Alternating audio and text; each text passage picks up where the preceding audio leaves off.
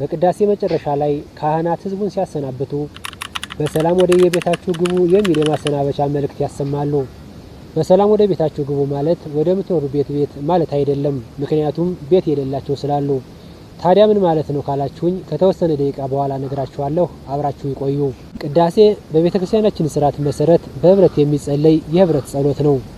ከጸሎቶች ሁሉ የላቀ የጸሎት ክፍል ነው። ቅዳሴ ማለት ቀደሰ፣ ባረከ፣ አመሰገነ፣ አከበረ፣ አነጻ፣ አጠራ፣ ለየ፣ ለእግዚአብሔር መርጦ ሰጠ የሚለው ግስ የወጣ ጥሬ ዘር ሲሆን የቃሉም ትርጉም መቀደስ፣ መባረክ፣ ማመስገን ማለት ነው። ስለዚህ ሥርዓተ ቅዳሴ ማለት የምስጋና መርሃ ግብር ወይም የምስጋና ሥርዓት ማለት ነው። ሥርዓተ ቅዳሴ 3 ክፍሎች አሉት። እነርሱም የዝግጅት ክፍል፣ የትምህርት ክፍልና ቅዳሴ ይባላሉ። መጀመሪያው የዝግጅት ክፍል ሲሆን ካህኑ በንዋየ ቅድሳት ላይ ከሚጸልየው ጸሎት ጀምሮ ይህች ዕለት ምንኛ የምታስፈራ ናት፣ ይህች ሰዓት ምን ያህል የምታስጨንቅ ናት፣ መንፈስ ቅዱስ ከሰማየ ሰማያት የሚወርድባት ይህንን መስዋዕቱን የሚሰውርባትና የሚያከብርባት እስከሚለው ያለው ክፍል ነው። ሁለተኛው የትምህርት ክፍል ሲሆን ካህኑ በጽሞናና በመፍራት ቆሞ የእግዚአብሔር ሰላም ከኔና ከናንተ ጋር ይሆን ዘንድ ጸልዩ ብሎ ክርስቲያኖች ወደ ቤተክርስቲያን በምን መልኩ ተዘጋጅተው መቅረብ እንዳለባቸው በቤተክርስቲያን ሲቆሙ እንዴት መሆን እንዳለባቸው በግልጽ ይናገራል።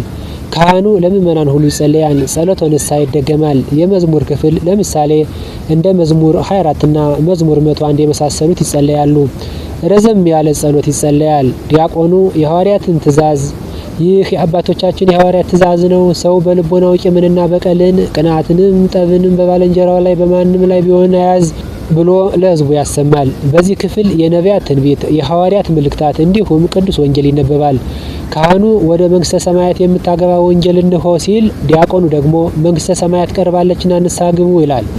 ሶስተኛው ክፍል ፍሬ ቅዳሴ ሲሆን ህብስቱ ወደ ስጋ አምላክ ወይኑ ደግሞ ወደ ደመ መለኮት የሚለወጥበት የጸሎትና የምስጋና ክፍለ ጊዜ ነው። ይህ የቅዳሴ ክፍል ካህኑ ሀበነ ንህበር በዘዚአከ መንፈስ ቅዱስ የሚለውን ጸሎት ይጸልይበታል። ስለ ቅዱስ ስጋውና ክቡር ደሙ፣ ስለ ይቅርታውና ምሕረቱ ይጸለያል። በመጨረሻም እንደየማረጋቸው ቅዱስ ስጋውን ክቡር ደሙን ለክርስቲያኖች ያቀብላሉ። እንግዲህ በቅዳሴ ወቅት ምእመናን እንዲሰበሰቡ በደወል ጥሪ ይደረጋል። የዝግጅት ጊዜ፣ የጸሎት ጊዜ፣ የትምህርት ጊዜ፣ የንስሐ ጊዜ አለ። በመጨረሻም የሁሉ ነገር መደምደሚያ የሆነው ቅዱስ ቁርባን ይሰጣል። ከቅዳሴ በኋላ ካህናት ህዝቡን ባርከው ሲያሰናበቱ ዲያቆኑ እትሁ በሰላም ግቡ ይላል። ይህ ወደ ምድራዊ ቤታችሁ በሰላም ግቡ ማለት አይደለም፣ ቤት የሌላቸው አሉና።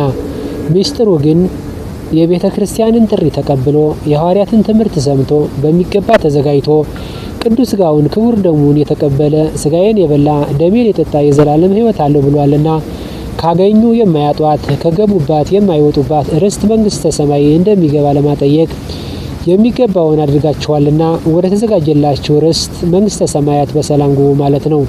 ሁላችንም ተስፋ ለምናደርጋት ለመንግስተ ሰማያት ያብቃን። ይቆየን።